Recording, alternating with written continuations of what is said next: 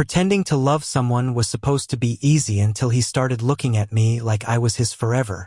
That's what I told myself the night I met Dr. Adrian Cole. It began as a joke, really a ridiculous bet my roommate made after another sleepless night in our dorm at Columbia. I was broke, emotionally numb, and desperate for something, anything, that would make me feel alive again. So when he dared me to fake date a beta because betas were safe, predictable, boring, I laughed and agreed. But Adrian Cole was no ordinary beta. He wasn't even supposed to be one. He was an alpha, hiding behind the calm smile of a man who had seen too much and felt too little. The kind of man who could make your heartbeat sound like a confession. When I first met him, I thought he was just another good-looking doctor with too many secrets and too little time for emotions. The ER was chaos, that night, sirens, shouting, metallic scents of blood and antiseptic. I was volunteering as part of my pre-med program, mostly filing charts and pretending I belonged.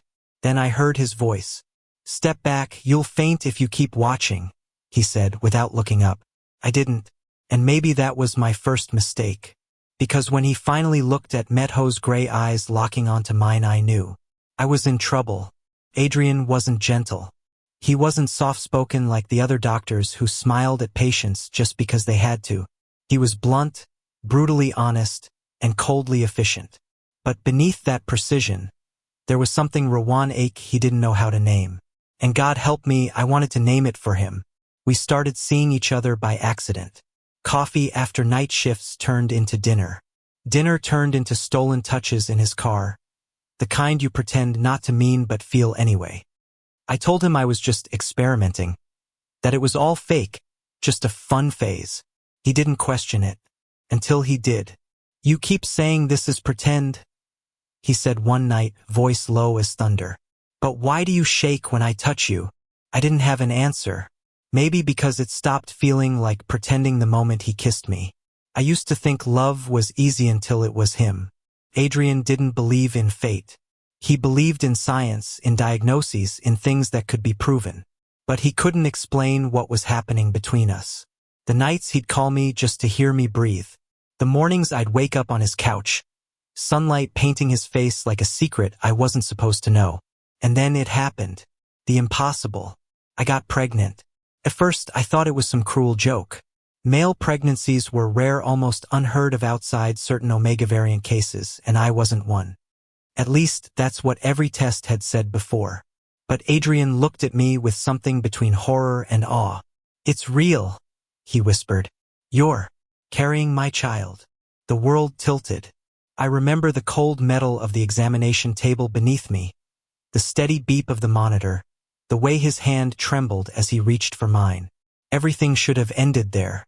It should have been chaos, scandal, rejection, fear. But instead, we laughed. We laughed until tears blurred our vision, until our hands found each other's and didn't let go. He kissed me like the world wasn't falling apart. For a few weeks, we lived in a dream. He'd make breakfast while humming old jazz songs. I'd sit by the window, pretending to study while feeling our child move beneath my ribs. For the first time in my life, I wasn't afraid. Until the calls started. Blocked numbers. Whispered threats. The smell of danger creeping into our quiet mornings. "Someone knows," Adrian said one night, pacing the kitchen. His hands were shaking again, the same hands that once held a scalpel steady through a heart surgery. "They know about you. About the baby." I wanted to tell him it would be okay. That love could protect us, that we'd survive whatever this was. But the truth was heavier than any promise. Because in our world, a male pregnancy wasn't a miracle, it was a scandal. A threat to the medical order, to the genetic divide between alphas, betas, and omegas. There were people who'd kill to erase that kind of proof. And maybe they already had a plan. The night they came for us, the city was burning. Adrian threw his coat around me, shouting for me to run while he stayed behind to face them. I remember the echo of gunfire, the scent of smoke, the sound of my own heartbeat drowning out everything else. I didn't see him again for 3 days. When I finally did, he was lying in a hospital bed, tubes and bandages hiding the man I loved. But even half-conscious, he found my hand and whispered, "I'm not letting them take our child." And I believed him, Because even broken, he was still my alpha. Even terrified, I was still his. The world was quieter after the storm. Too quiet. The hospital, once full of the hum of machines and hurried footsteps, now felt like a mausoleum. The smell of antiseptic lingered in the air, clinging to my skin, my clothes, my memories. Adrian was alive but barely. He had taken the bullet meant for me. 3 days of surgery, for transfusions, and a prayer whispered into every heartbeat. When his eyes finally opened, it felt like the first sunrise after an endless night. "Eli," he rasped, voice broken but real. I didn't say anything.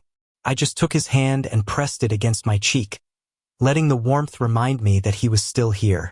But our relief didn't last long. Dr. Ramirez, the hospital director and Adrian's former mentor, entered the room with a clipboard and a face carved from ice.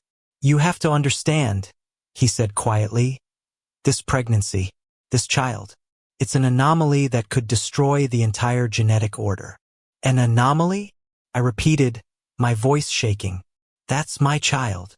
Ramirez's eyes softened just for a second before turning cold again. "And that's exactly why it can't live." Adrian sat up despite the pain tearing through him. "Over my dead body." Ramirez didn't flinch. "That can be arranged." We ran that night. Adrian could barely stand, but he still insisted on driving. His hands, once steady in the operating room, now trembled as he gripped the wheel.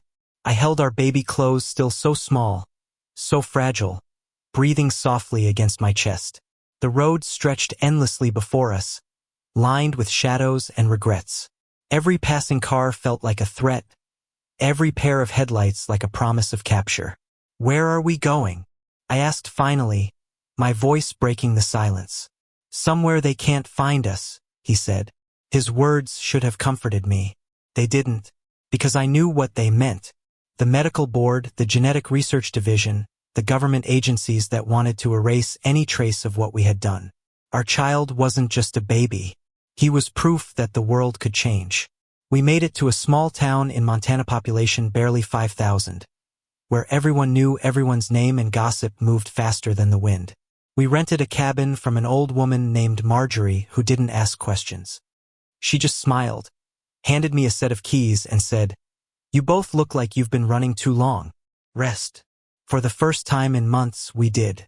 Adrian spent his days fixing things around the cabin, anything to keep his hands busy. I watched him from the porch, the sunlight catching in his hair, the lines of worry slowly fading from his face. Sometimes, he'd catch me staring and smile, that same crooked grin that used to make my heart race. We named our son Micah. It was Adrian's idea. "It means who is like God," he said softly, tracing the tiny fingers wrapped around his own. "Because he's a miracle, Eli. Our miracle." I wanted to believe that was enough, that love, somehow, could make the world forget its cruelty. But peace doesn't last forever. Started with a phone call. A number I didn't recognize. A voice I hadn't heard in months. "Eli," Ramirez said on the other end. "They found you." My breath caught. "Why are you telling me this?" "Because I owe him that much," he replied. "Get out. Now." I hung up before he could say more. Adrian didn't hesitate. Within minutes, he had packed a bag, diapers, formula, a few clothes, his medical license tucked between old photographs. We drove again, through rain and thunder, chased by ghosts we couldn't see. But fate, it seemed, was kinder this time, because somewhere on that endless road, after hours of silence, Micah began to cry, not the soft whimper of fear, but the loud, stubborn wail of life. Adrian laughed, a real, unguarded laugh that shook something free inside both of us. "We made it this far," he said, glancing at me. "Maybe that means we're meant to keep going." And I knew then we weren't just running anymore. We were surviving. 6 months later, we settled in Oregon, near the coast. Adrian found work at a small clinic that didn't care about his past, only his skill. I started teaching biology at a local community college. Our days became slow, quiet, full of ordinary miracles. Sometimes, when the sun set over the Pacific, we'd take Micah to the beach. Adrian would hold him high against the wind, laughing as the waves crashed around us. I'd watch them, father and son, light and love, and feel something I hadn't felt in years. Hope, the kind that doesn't vanish when morning comes. One evening, as we sat by the fire, Adrian turned to me. "Do you ever regret it?" I didn't need to ask what he meant. The danger, the running, the scars. I looked at our son, asleep in his crib, the firelight painting soft gold across his tiny face. Then I looked at Adrian, the man who had saved me, defied the world for me, loved me without asking for permission. "Not for a second," I said. He smiled, leaned in, and kissed me slow, deep, like the first time all over again. Outside, the wind carried the scent of rain and salt. Inside, our little home pulsed with warmth and quiet laughter. The world could still be cruel, but for us, for this small, fragile family, it had finally chosen mercy. And maybe that was enough. A year later, I found a letter in the mail. No return address, just a single line written in Ramirez's handwriting. "Live freely. The world has already changed because of you." I folded it and tucked it into Micah's baby book, between the first ultrasound photo and the hospital wristband that still smelled faintly of antiseptic. When Adrian came home, I showed it to him. He read it once, then tore it in half with a small smile. "We don't need their approval," he said simply. He was right, because real love doesn't ask for permission. It just is. Messy, defiant, unstoppable. As night fell over the Oregon coast, I held our son while Adrian strummed an old guitar by the fire. The sound was soft, imperfect, human. And as I looked at the me alpha, my son, my everything, I realized something I should have known all along. We weren't running from the world anymore. We were building our own. Thank you for listening. Don't forget to like and subscribe to stay updated with the latest videos.